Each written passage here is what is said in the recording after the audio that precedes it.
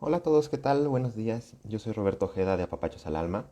Les damos la bienvenida a este espacio que denominamos Creando Apapachos, un lugar donde entrevistamos gente extraordinaria que nos enseña diferentes maneras de apapachar el alma a través de la cultura, el arte, el bienestar, el autoconocimiento y el desarrollo humano en general. Nuestra invitada de hoy es la doctora Carlota Torrents. Ella es profesora de la Universidad de Lleida e investigadora especializada en creatividad. Su línea de investigación se enmarca en la aplicación de las ciencias de la complejidad para comprender y estimular el fenómeno creativo, especialmente en el ámbito de la motricidad y el deporte. Ha publicado numerosos artículos en las mejores revistas científicas del mundo de educación y entrenamiento deportivo y acaba de lanzar recientemente su libro titulado A mi musa la invento yo.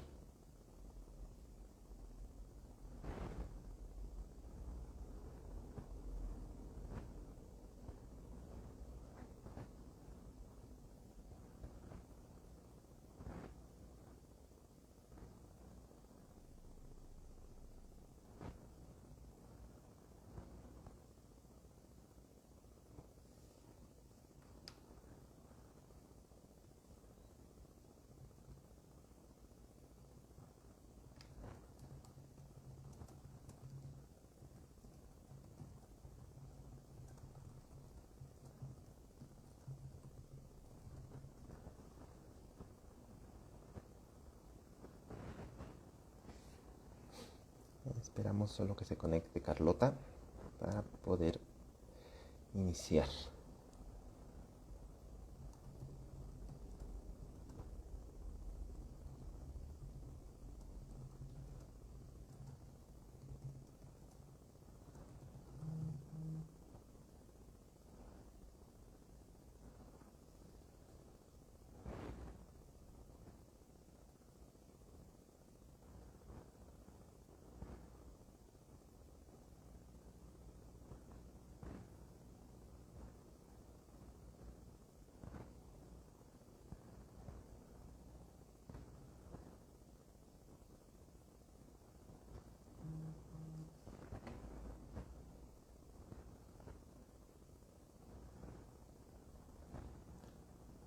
Creo que ahí estamos.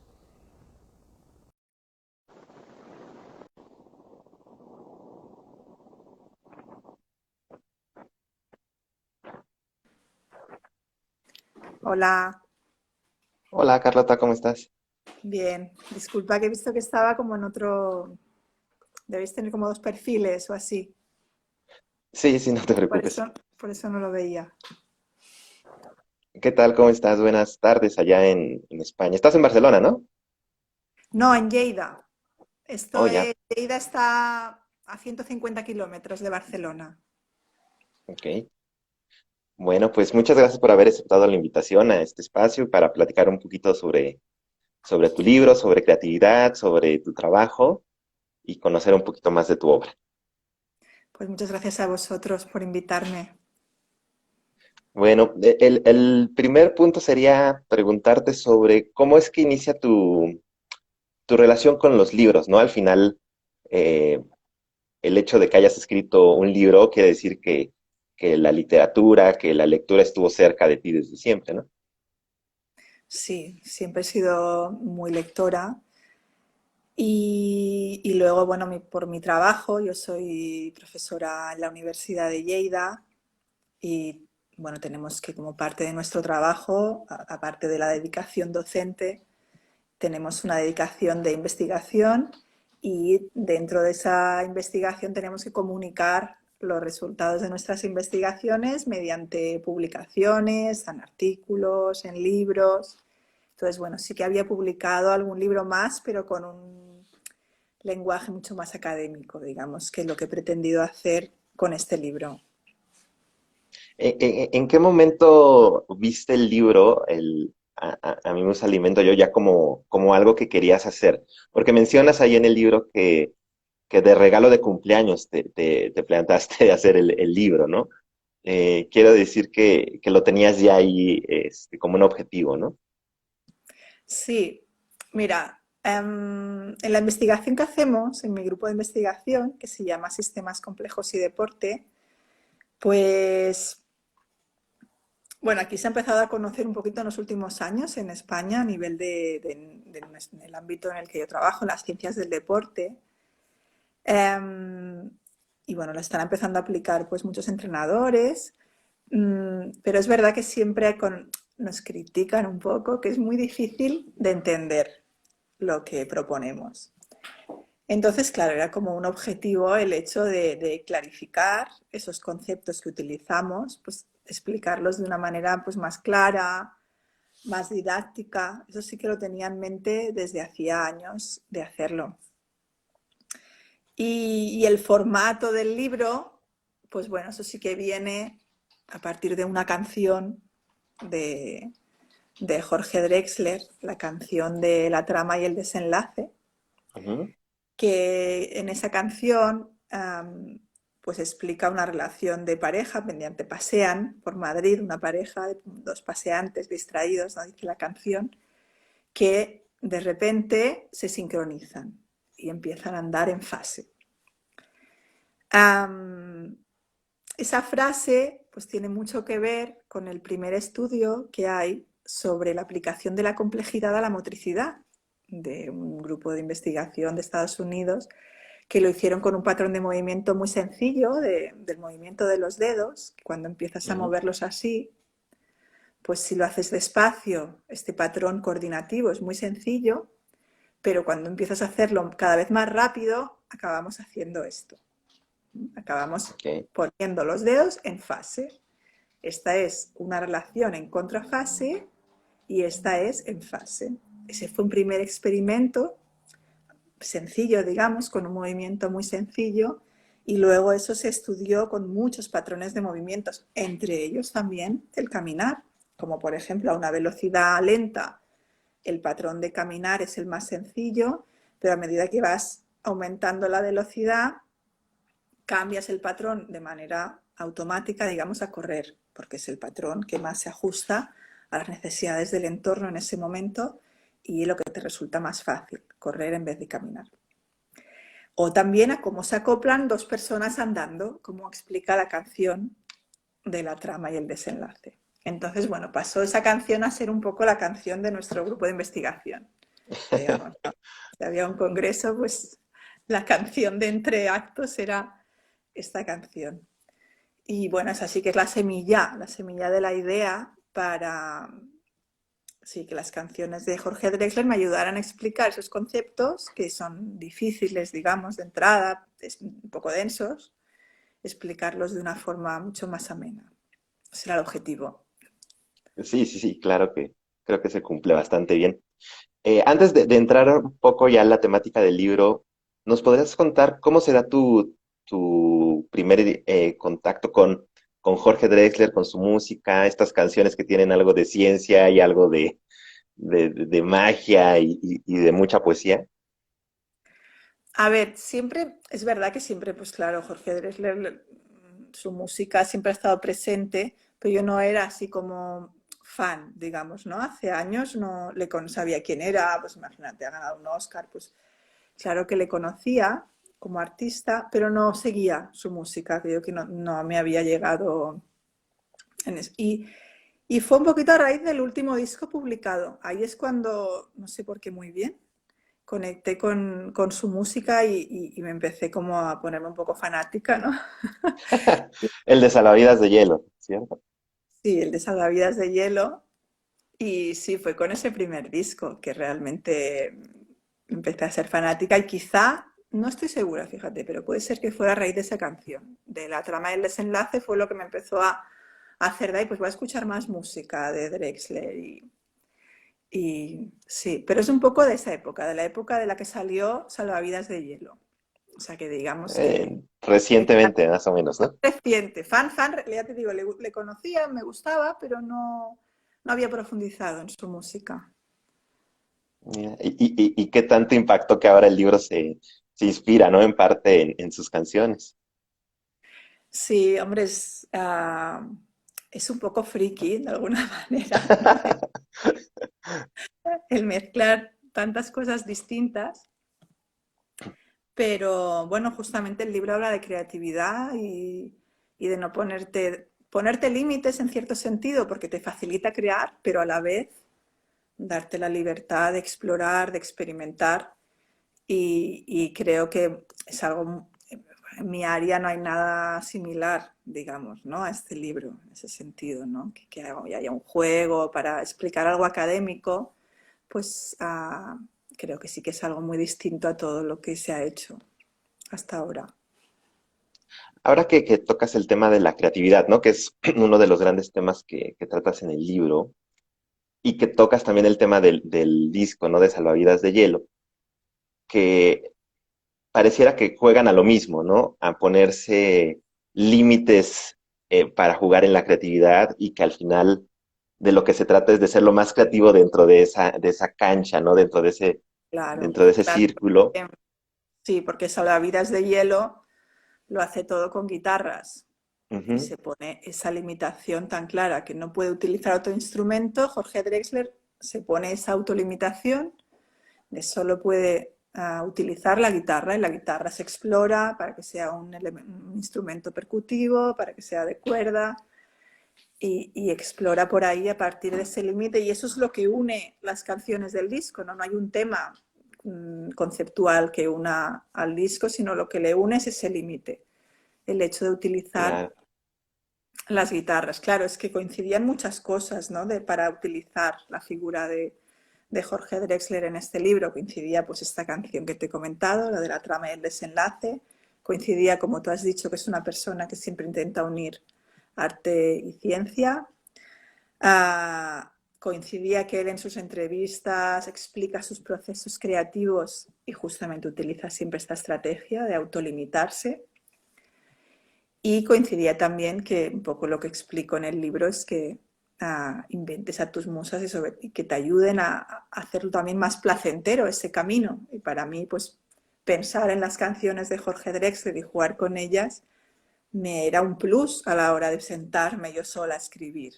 Eso para mí era un plus, ¿no? Es como pensar en tu musa. Claro. Y una vez que recorriste este camino, ¿no? De la autolimitación, porque finalmente ni a Jorge ni a ti nadie les obligó a ponerse Uh -huh. esas paredes, ¿no? Esos límites. ¿Qué tal fue? ¿Cómo se vive el proceso creativo cuando tienes estas reglas de, ok, por X o Y no nos podemos salir de aquí? ¿Cómo piensa el cerebro en términos de tener que resolver las situaciones con un campo dado? Claro, te ayuda a salirte de lo habitual. Claro, yo tengo un patrón de escribir muy estable, que es un patrón de escritura académica que tengo muy clara, ¿no? Cómo tiene que ser un artículo académico, que si ahora viene la introducción, ahora viene el método, ahora viene el resultado, ahora viene la discusión. Y un lenguaje además muy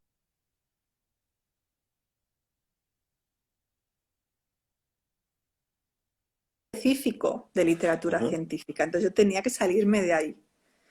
Entonces, a mí eso es lo que me ayudó, el tener que encajar los versos de Jorge Drexler y esconderlos, me ayudaba, pues claro, para poder encajar ese verso poético, si yo estaba en un lenguaje científico, pues no lo podía encajar, tenía que salirme de ahí. Y entonces eso me ayudó mucho a salirme de ahí, a explorar otras maneras de escribir. Um, y luego esto, lo que te comentaba, era más divertido ponerse a escribir, de límite, ¿sabes? Sí, era más divertido, me ayudaba a salirme de mi estado más estable, buscar otras formas más originales y más creativas de escribir y me ayudaba también a poner ejemplos fuera de mi ámbito. Claro, tengo muy Claro. claros los ejemplos de mi ámbito, del ámbito de la motricidad, del deporte, pero no lo tengo tan claro en otros ámbitos. Entonces, gracias a estas canciones me resultaba fácil poner otro tipo de ejemplos. Sí, y dentro de esos ejemplos creo que están los haikus, ¿no? Estos versos japoneses, ¿no? Que tienen una estructura de sílabas, que también los metes dentro de la explicación del proceso creativo, y que creo que ayudan a entender mucho mejor las ideas complejas, ¿no? que trata el libro. Sí, bueno, el hecho de que, claro, un haiku tiene una estructura muy limitada, es una... No sé si me he ido. ¿Se ha ido? ¿Me Ahí oyes bien? estamos. Ahí te veo bien, te escucho Ah, perfecto. vale. Es mi primer live de Instagram, así que si la cago, lo siento, ¿eh? No te preocupes, todo bien, todo bien. Se va como poniendo oscuro, ¿viste? Bueno, am, pues lo que te comentaba, el haiku tiene una estructura de 5 sílabas, 7 sílabas, 5 sílabas. Claro, es súper limitado esto. Entonces, si pretendes explicar algo con esa estructura tan cortita, parece que tenga que ser más difícil que hacerlo de otra forma. Pero en cambio, yo veo que a personas que no están acostumbradas a escribir, como puede ser mi alumnado, pues eso les ayuda realmente a hacer algo más poético o más creativo que si no les pido que me expliquen una idea en otro formato. Entonces es un ejemplo muy claro de eso, como una limitación muy evidente te ayuda a ser más creativo. Por eso es una estrategia pedagógica que utilizo a menudo en mis talleres o en mis clases.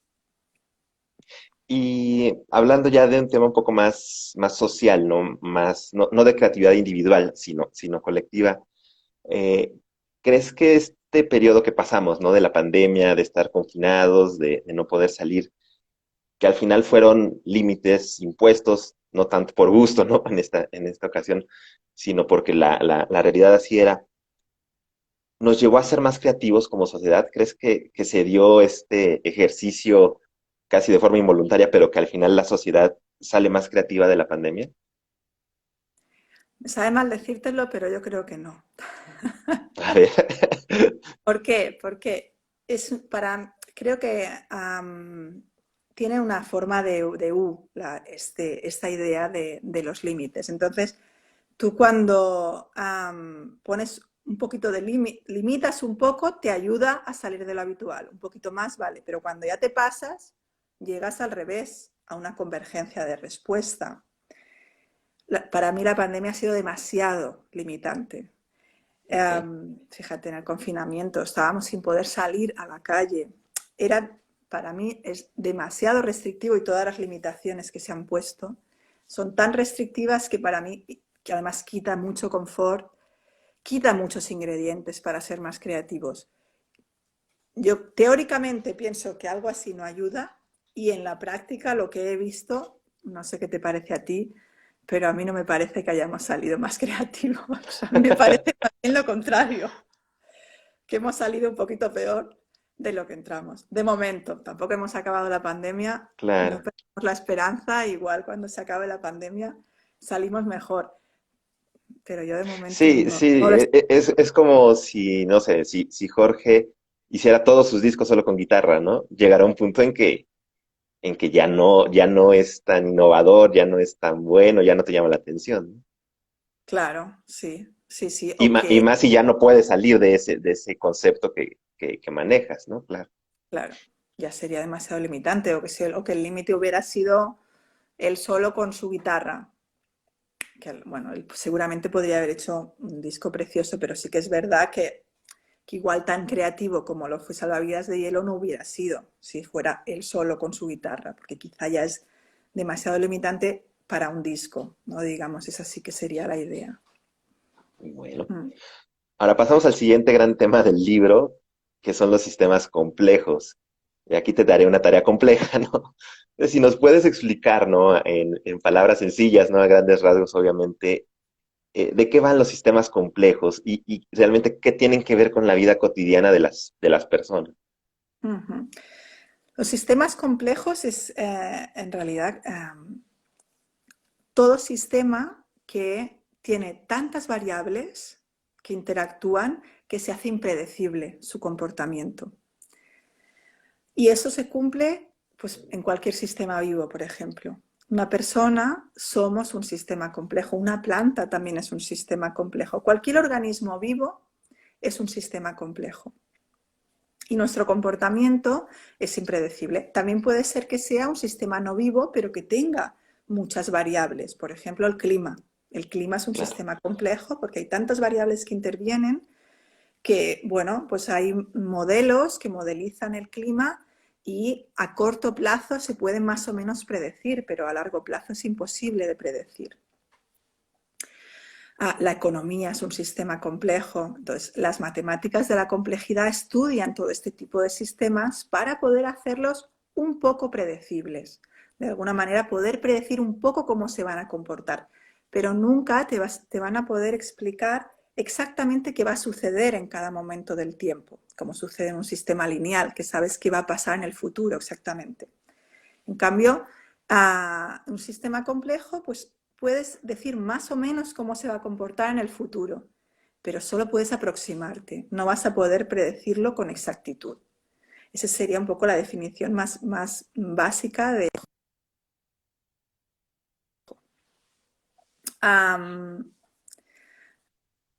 La otra característica es que tiene un comportamiento, bueno, no lineal, digamos, los sistemas complejos, y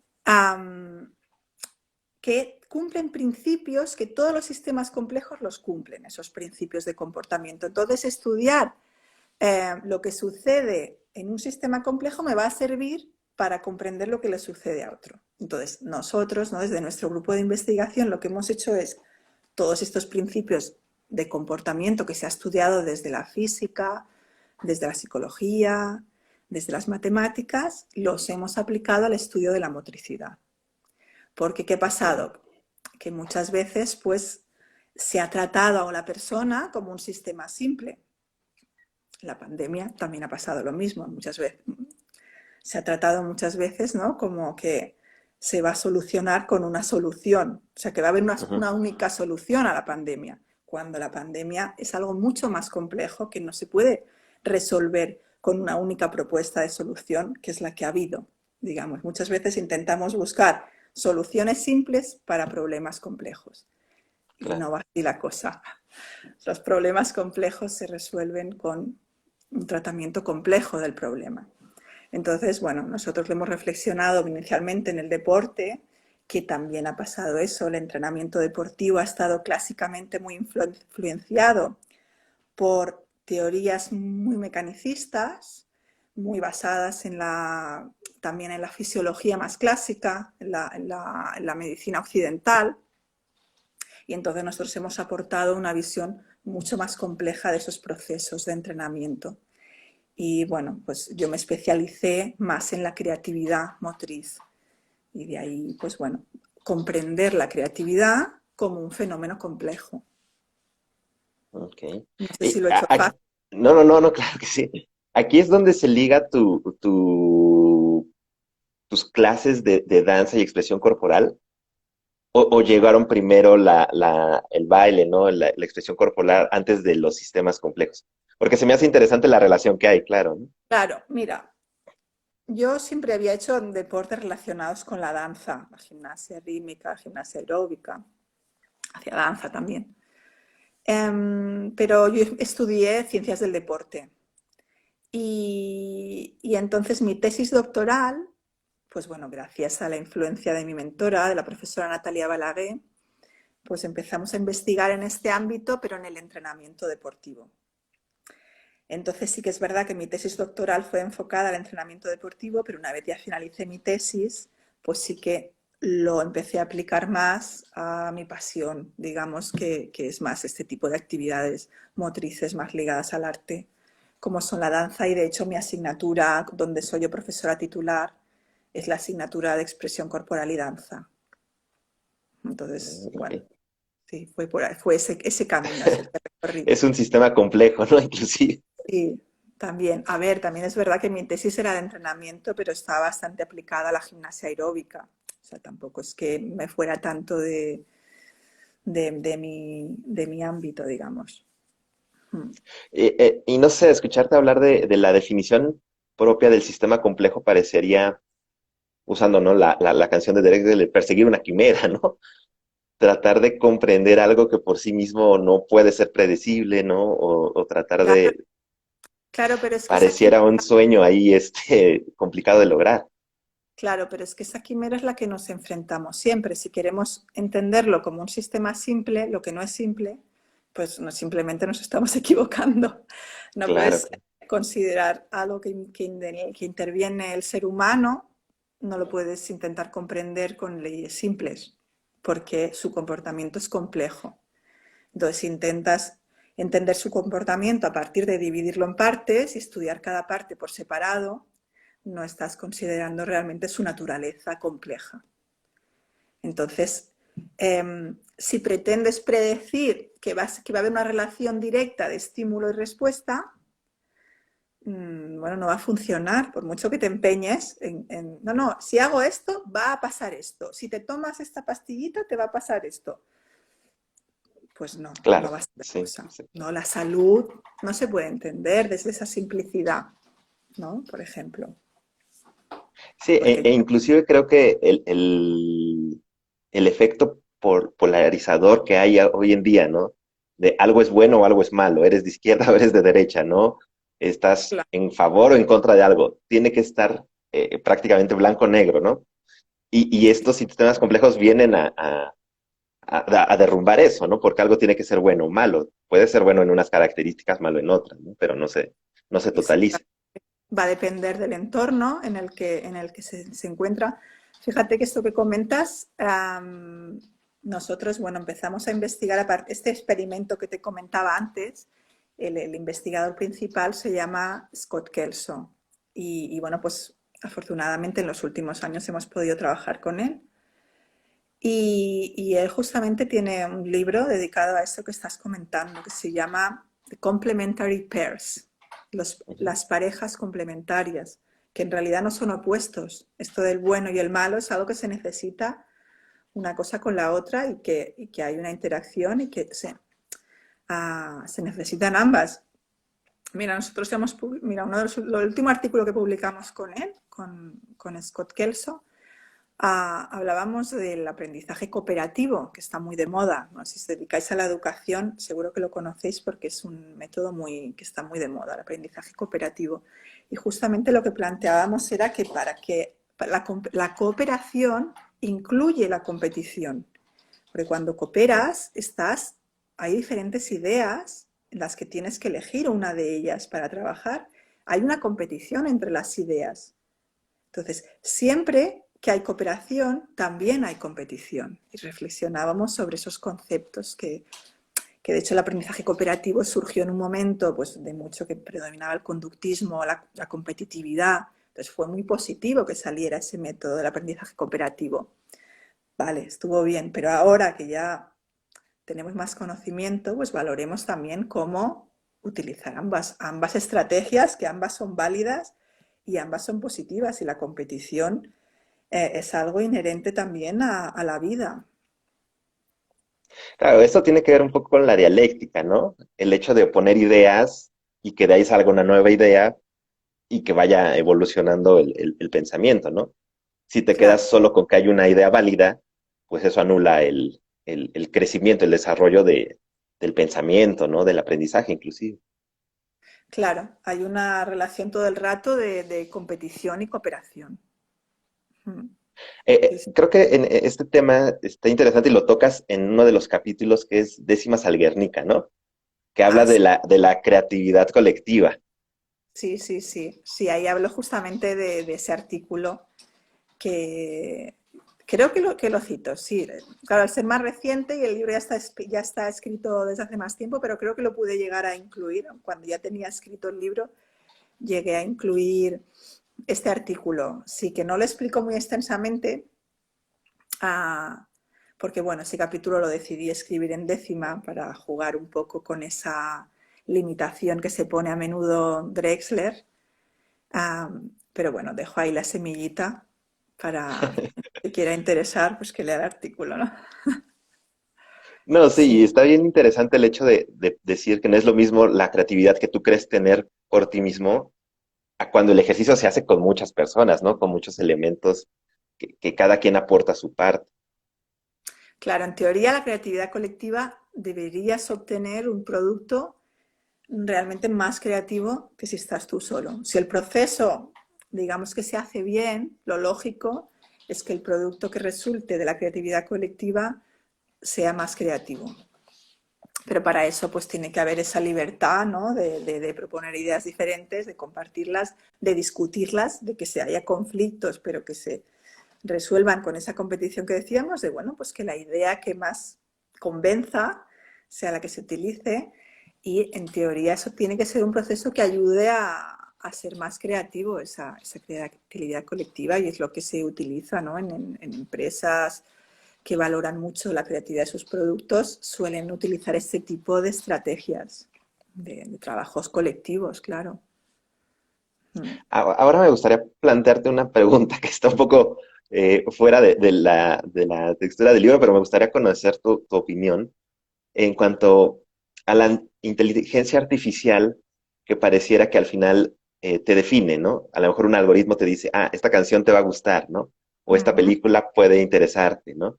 Y que, no sé, que sigamos evolucionando hasta que, digamos, el director de la empresa va a ser una inteligencia artificial o el gobernador va a ser tal. ¿Crees que eso podría eliminar esta parte de competencia, de conflicto de ideas, de oponer ideas y de ahí, vamos, desarrollar y crecer? El hecho de Mm. inclinarnos tanto en la máquina, ¿no? En lo que piensa el Claro, algoritmo.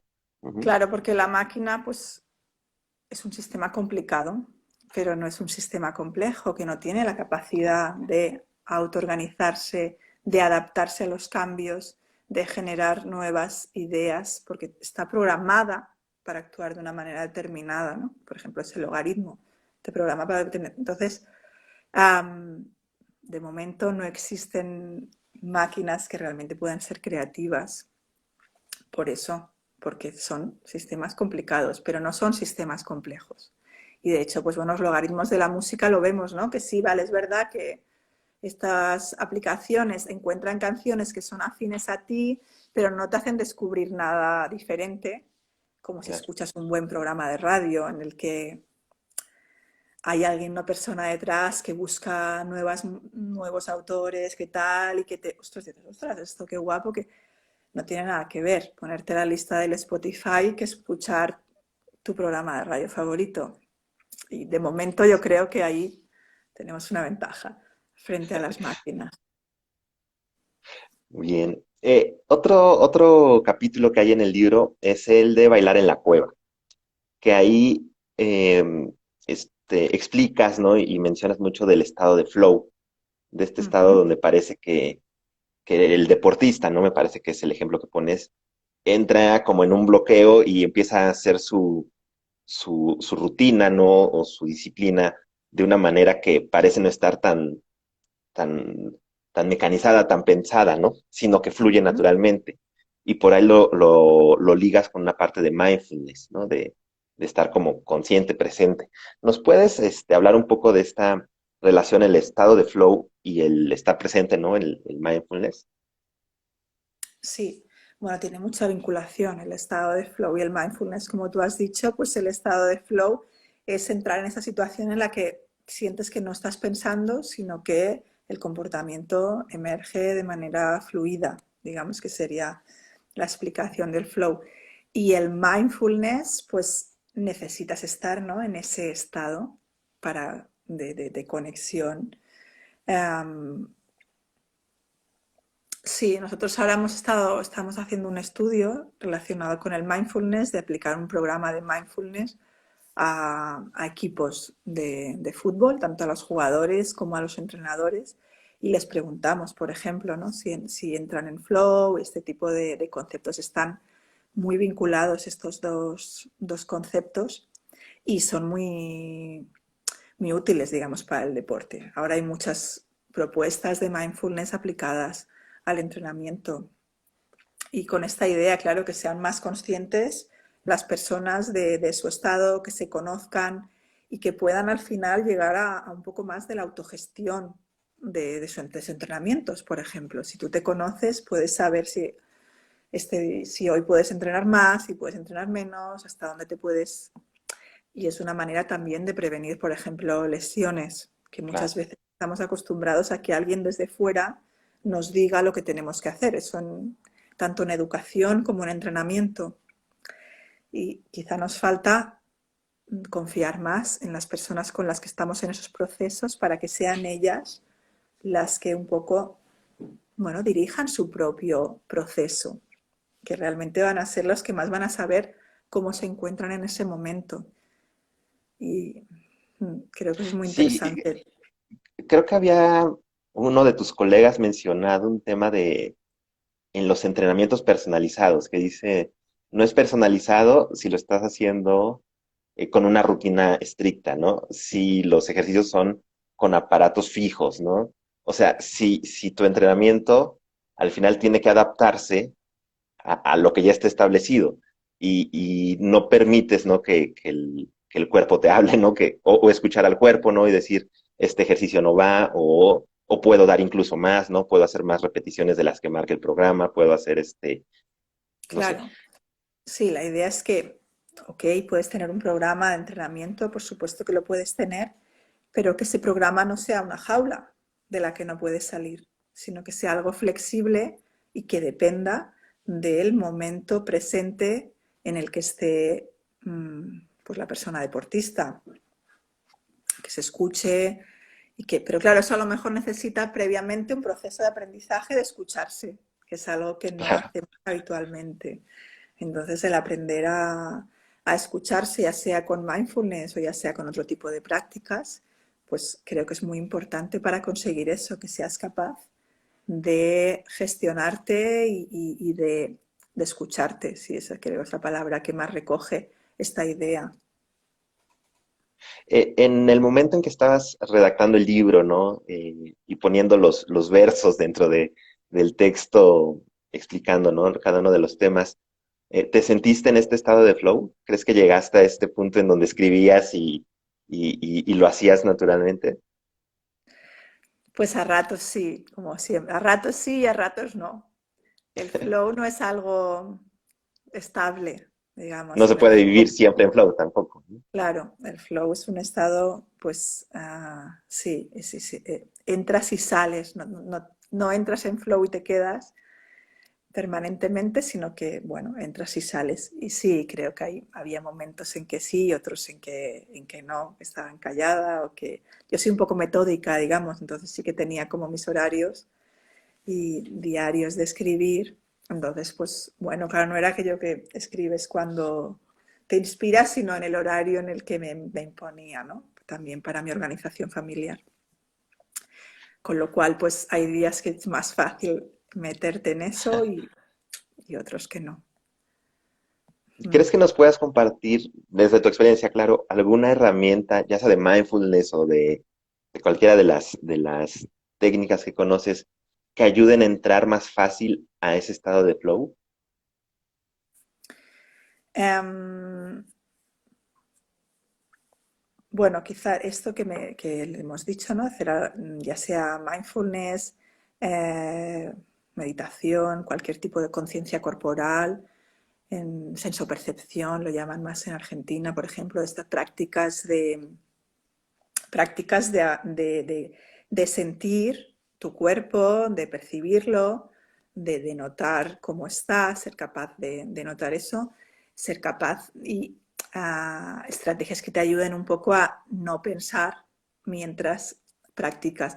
Pero sobre todo, creo que lo que más ayuda a entrar en flow, que es algo que sí que ya desde, pues sí, Semihal ya lo dijo en su momento, es una práctica que sea muy motivante para ti.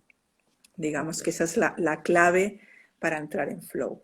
Entonces, pues, bueno, y si es que eso ya depende de cada uno, ¿no? Hay personas, yo que sé, por ejemplo, de entrada, una actividad jugada va a ser más fácil que entres en flow que no una a lo mejor más individual y repetitiva, algo que... Pero también depende de la personalidad de cada uno. Entonces, yo creo que lo más importante es eso, estar en una práctica que te motive, en la que disfrutas mucho y eso es fácil que te conecte con esa cosa de no pensar en otras cosas y de estar completamente conectado con la práctica. Entonces, Perfecto. Tocabas ahora el punto, ¿no? De tu metodología de escribir, ¿no? Que tenías ciertos bloques de tiempo, ¿no? Para ordenar el resto de la vida, ¿no? Y dedicarte a eso. Que creo que va ligado al título del libro y a una parte también que dedicas a eso, ¿no? que mencionabas, bueno, Jorge tuvo, parecía, ¿no? Un sueño donde le decían una canción que es, me parece, la de Diarios de Motocicleta, ¿no? La de Al otro lado del río. Y dices, bueno, eso es una especie de milagro prácticamente, ¿no? Porque la musa llegó, le susurró al oído y al final tienes la canción. Pero hay otro tipo, ¿no? De creatividad y de trabajo en donde tú tienes que, pareciera, perseguir a la musa, ¿no? O pedir, para pedir para que se aparezca. Eh, Como lo dice el mismo título, ¿no? Crearte tu propia musa para que te inspires y que no dependas de estos Claro. milagros, ¿no? Y que al final el trabajo se pueda concluir. Eh, ¿Cómo es que llegaste a esta conclusión de, ok, si tengo que hacerlo, va a ser porque yo me establezco, yo defino cómo va a ser mi musa, yo inclusive voy a jugar con esas reglas para trabajarlas y no depender de chispazos, ¿no? Ujú. Em, sí, claro, es eso, ¿no? La conocida frase de que la inspiración te llega trabajando. Yo eso siempre también lo he tenido claro, por eso que supongo que soy así como metódica de mis horas de trabajo y de dedicación. Y sí, claro, que te llegue la inspiración divina va a ser difícil, alguna vez te pasará, pero es difícil. Yo sí comento este ejemplo de justamente la canción que ganó el Oscar, la de Diarios de Motocicleta. Bueno, al otro lado del río se llama la canción, que parece ser que fue así, pero cuando escuchas a Jorge Drexler habitualmente no le sucede eso, sino que tiene que buscar estrategias para inspirarse. Y algunas de estas estrategias están muy basadas en eso, en buscar algún límite. Eh, entonces sí, a mí me resultó atractivo pues utilizar las letras de unas canciones que me gustan muchísimo. Me resultó atractivo seguir esa pauta para escribir. Mm, sí, de alguna manera, normalmente, yo creo que muchas veces lo hacemos, el hecho de ponernos algún límite para crear algo. En esta ocasión, claro, yo lo alargué mucho en el tiempo, digamos. Pues todo el libro, siguiendo, excepto el capítulo de las décimas, el resto, pues sigo a rajatabla la norma que yo me había impuesto. Generalmente eres más flexible con eso. Te pones un límite, pero no te exiges tanta fidelidad a ese límite como yo sí que me exigí por el simple hecho de que fuera como didáctico el libro, ¿no? Vale, Claro. pues claro, yo me impongo este límite como ejemplo de que una limitación te puede ayudar a ser más creativo, pero generalmente no eres tan inflexible con esos límites y sales y Y, entras. y las canciones, ¿las elegiste de acuerdo al tema que querías tocar o fue al revés? El tema se adaptó a la canción. No, no, no. Primero mm, sabía el tema que quería explicar en ese capítulo y entonces Ujú. buscaba la canción. Sí, sí, ese era el camino que seguí. Lo que se me hizo impresionante fue el guitarra y voz, ¿no? Que son un montón de versos e inclusive palabras frases, ¿no? Que no usas habitualmente, tener que meterlas ahí, eso se me hace muy, bueno, un trabajo creativo mucho más fuerte, ¿no? Sí, justo ayer lo pensaba, que no me acuerdo muy bien por qué elegí esa canción, porque realmente, sí, realmente era muy difícil esa canción. Pero bueno, me encajaba con el tema, sí, me encajaba bastante con el hecho de explicar el concepto este de los factores que intervienen, de que hay tantos factores.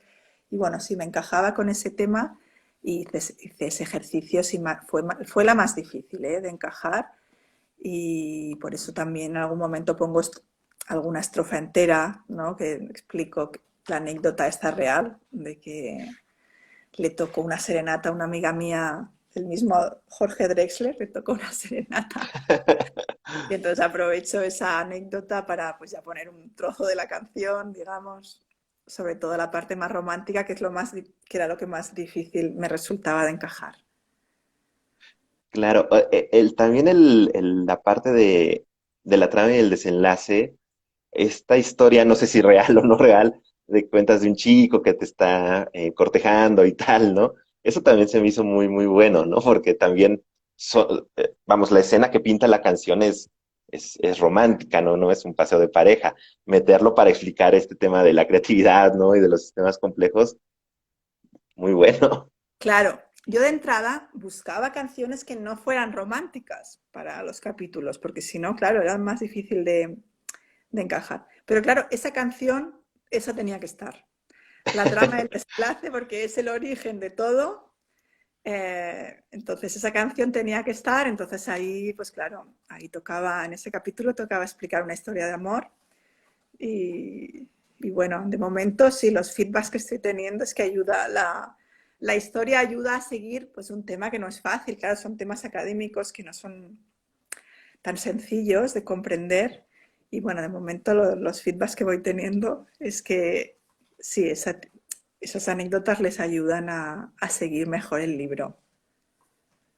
Y fíjate, del otro lado, ¿no? Otra canción que no es nada romántica, que no tiene nada que ver con relaciones de pareja o así, que incluso es un poco complicada de entender, que es Durante, que ni siquiera es de los éxitos, ¿no? No es algo que se conozca mucho de él, eh, Mm.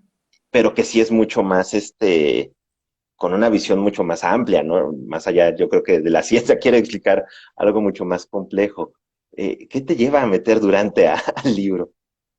Bueno, la letra de la canción sí que me encajaba con el tema. La verdad es que sí que ese fue el proceso. Yo pensaba el tema y buscaba aquella letra que más podía encajar, porque si no, sí que el límite igual era demasiado limitante. Lo que Claro, decimos, si una canción muy romántica, al final que cada capítulo tengo que explicar a un amante de los que he tenido o que no, no podía, claro, no podía hacer una limitación tan clara. Entonces sí que en eso sí que la decisión venía marcada por el contenido de la letra y no tanto por si era más exitosa o menos. Por ejemplo, Décimas para el Guernica no está ni siquiera en ningún disco. Es una canción que claro, solo encuentras en el YouTube.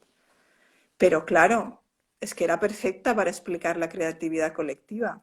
¿Cómo es que explico la creatividad colectiva con cualquier otra canción si Drexler es una persona que se compone sus canciones, que las toca claro, él, es todo muy individual? Entonces, Décimas para el Guernica, además de que me gusta mucho, que es una canción que me gusta mucho, pero claro, no es nada conocida, pero me encajaba perfecto para explicar ese tema. Entonces, sí, ahí supeditado completamente, no tanto a mis gustos de mis canciones favoritas, sino al contenido del libro. perfecto. Y creo que es el último capítulo donde pone sea y que sea es en realidad el capítulo. Es Mm. no sé si el motivo, me parece que es como decir, ok, ya este libro y que sea lo que sea. Sí, exactamente. Y también, pues claro, acabar con una dinámica distinta, ¿no? Y ya no lo escondo, sino que la muestro al completo y que disfruten realmente de la belleza de las canciones de Drexler. Y del libro y del contenido, que también está muy bueno. Eh, ¿Cuándo es que Jorge conoce del trabajo, del proyecto que traías entre manos? Porque al final, pues él ya lo compartió, ¿no? De a conocer también que el libro, ¿cómo es que le llega? A ver, primero, para mí, o sea, creo que era importante que no lo supiera, digamos, antes, porque justamente es la gracia del libro es esa, que yo no necesito a nadie que me ayude, digamos. Yo me invento que mi musa es Drexler y punto. Y me da Ujú, igual conocerle que no conocerle, que eso era importante. Entonces, claro, me arriesgaba evidentemente a que luego no poder publicarlo. Yo era consciente de que estaba escribiendo algo que a lo mejor no podía publicar porque necesitaba su permiso y no lo sabía si lo claro. iba a tener. Pero bueno, el riesgo lo asumí y escribí el libro y cuando estuvo acabado, que esto fue en agosto, no este, sino el anterior, o sea, hace año y medio, entonces se lo envié bueno, pues al equipo de Drexler y bueno, me costó un tiempito que me contestara, pero una vez me contestó, pues súper bien, súper bien. La verdad es que todo fueron facilidades, súper amables, todo el equipo, no solo él, por supuesto, pero su manager, su abogada, muy, muy amables, dando facilidades y la verdad es que solo puedo agradecer, la verdad. Agradecerle a él y a su equipo. Mucho. Me ¿Le siento, no gustó sé, el libro? súper eternamente, sí, agradecida a cómo fue todo eso. Ujú. ¿Le gustó la estructura del libro, cómo lo Sí, planteaste, cómo usaste las él- canciones? sí, le hizo mucha gracia, claro, esa idea de utilizar sus canciones, de unir continente con contenido. De hecho, esa frase está puesta en algún sitio del libro, la copié de él, que me lo dijo así, que le había gustado mucho cómo había unido continente y contenido. Y eso, y sí que... Y nada, ahora, mira, ahora se lo tengo que enviar. Esta semana se lo envío porque me han llegado ahora los libros y ya le he dicho que se lo hago llegar ya en papel, digamos. Qué bueno. El libro al final nace de un proyecto de crowdfunding, ¿no? Que son Ujú. estos proyectos que mucha gente sirve de mecenas, ¿no? Y aporta. ¿Cómo fue tu experiencia de vivir este proyecto como crowdfunding, ¿no? No al final para patrocinado de solo una persona o de tu dinero, sino que sean realmente un colectivo que se une y que te ayuda para lanzar el proyecto. Claro, esto es bueno. La editorial con la que hemos publicado el libro, que es libros.com, trabaja siempre así. Ok. Entonces lo tienen muy estructurado. Es una pasada cómo lo llevan. De hecho, pues en cuanto ya te aceptan el proyecto, te hacen hacer una formación sobre crowdfunding, te guían todos los pasos. Yo sola, la verdad es que me hubiera visto incapaz de hacer algo así, ¿no? Necesitas una infraestructura y una dedicación. Y entonces, bueno, lo que he visto así que sí que fue un poco estresante, digamos, fue un mes así como muy estresante y para mí que nunca lo había hecho, sí que me supuso mucha tensión, digamos, el estar tan pendiente de todos los mensajes, porque era muchísima, claro, todo el mundo te escribía en un mes, sobre todo la primera semana fue tremenda, la primera semana fue tremenda, porque además lo conseguí así como muy rápido, en una semana, porque quizás soy también un poco obsesiva, ¿eh? Y cuando me pongo con algo, pues ¡boom! Le doy con todo, entonces en una semana tenía un mes para conseguirlo. Y ya en una semana lo conseguí, pero claro, de poco me muero aquella semana. Y, y lo que sí que he visto que es una muy buena forma de promocionar un proyecto. Creo que sin esa campaña no lo conocería ahora tanta gente ese libro como Ok. se está dando más a conocer gracias a esa campaña. Porque claro, ya la primera semana que lo pones a la venta, lo reciben todas las personas que participaron en el mecenazgo y ya escriben, ¿no? Por las redes, por Instagram, por Twitter, pues ya te ponen la foto de que lo han recibido, que qué bien. Claro, todo eso le das una visibilidad la primera semana que lo pones a la venta, que creo que sin esa campaña no le hubiera dado esa visibilidad. Entonces, bueno, por eso en esa parte muy positivo. Por otra parte, creo que es una cosa que una vez en la vida bien, pero muchas más no sé. ¿Sabes? Es como que, ¡guau! Para mí fue muy intenso, muy, muy Claro. intenso, porque claro, te escribe toda familia, amistades, colegas de profesión, porque tampoco tienes tanta amistad. Para mí fue muy intenso, pero bueno, para el libro positivo, eso sí, muy positivo. Claro que sí. ¿Y nos puedes comentar cómo podemos conseguir el libro? Digo, la gente que está en España la tendrá más fácil, pero se puede enviar para el resto del mundo, cosas así. Sí, claro, esta editorial no tiene distribución fuera de España. Eso es un problema porque es caro. No es que no se pueda comprar, claro que en libros.com se puede comprar. Lo que pasa es que para fuera de Europa son 25 euros el envío. Claro, sale más caro el El envío que el envío, qué libro. libro. Claro, ese es Claro. el problema. Se puede comprar en la versión electrónica, eso sí, que además está Ujú. muy económico, vale 4 euros la versión electrónica. Entonces, bueno, para leerlo, pues no hay problema. Así que es verdad que es un libro bonito, con ilustraciones muy bonitas, que está claro que es más bonito en papel. Así que no sé, mira, si alguien lo quiere distribuir, pues os animo, os animo a Perfecto. distribuirlo. O yo que sé, a lo mejor sí, si hubiera un envío así con más libros, entiendo que sería mucho más barato, ¿no? Poderlo enviar. Pero bueno, es verdad que no hay facilidad digamos, para enviarlo fuera de Europa. Pero bueno, está la Bueno, versión de momento digital se puede adquirir sí, y facilísimo, ¿no?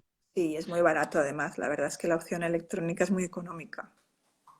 Mm. Eh, ¿Te ves escribiendo más libros en este estilo?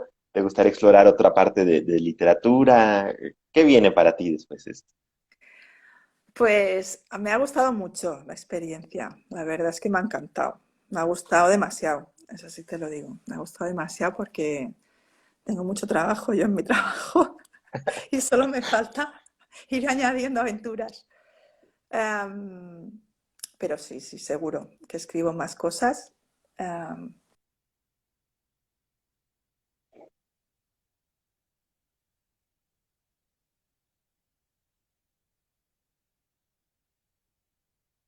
con aventuras románticas Muy bien. en el medio rural, que es Pues una, Carlota, nada de eso. enhorabuena por el libro, ¿no? La verdad es que yo ya lo leí, está muy bueno, muy interesante, pero el hecho de las canciones, sobre todo, ¿no? A alguien que le gusta el tema de Drexler, pues se hace interesantísimo, ¿no? Tratar de encontrar cada uno de los versos, ¿no? Tratar de encontrar cómo lo logras meter en la frase perfecta, se me hace una genialidad, ¿no? Más allá del tema académico y técnico, que es muy bueno, hacerlo de esa forma fue brillante, ¿no? Muchas felicidades por el libro. Pues muchísimas gracias. Os agradezco mucho porque además como la acabo de salir, pues claro, todavía no he tenido así como, ahora sí que sé que pues la semana que viene tengo un podcast, la otra también. Pero bueno, vosotros habéis sido como el romper el hielo, ¿no? De hablar sobre el libro y os agradezco mucho la confianza y que eso, que gracias. Siempre al invitado, al final de la entrevista, le pedimos que nos deje un mensaje en forma de apapacho, ¿no? Algún mensaje en forma de conclusión, de cierre para quien ve esto, como un mensaje positivo, alguna reflexión, tenga que ver con tu tema. Entonces, si nos puedes regalar un apapacho. Un apapacho, pues que no dejéis de inventaros a vuestras musas y, y de en realidad no limitaros. Aunque diga que la limitación es una estrategia, pero que sea es una estrategia, pero dentro de que no dejéis de explorar y de buscar. Perfecto. Pues muchas gracias, Carlota. Que tengas buena tarde, que la distribución del libro sea un éxito, que vengan muchos más títulos. Estaremos muy atentos a tu trabajo. Gracias, yo también el vuestro. Hasta Saludos. pronto. Bye bye. Bye, bye.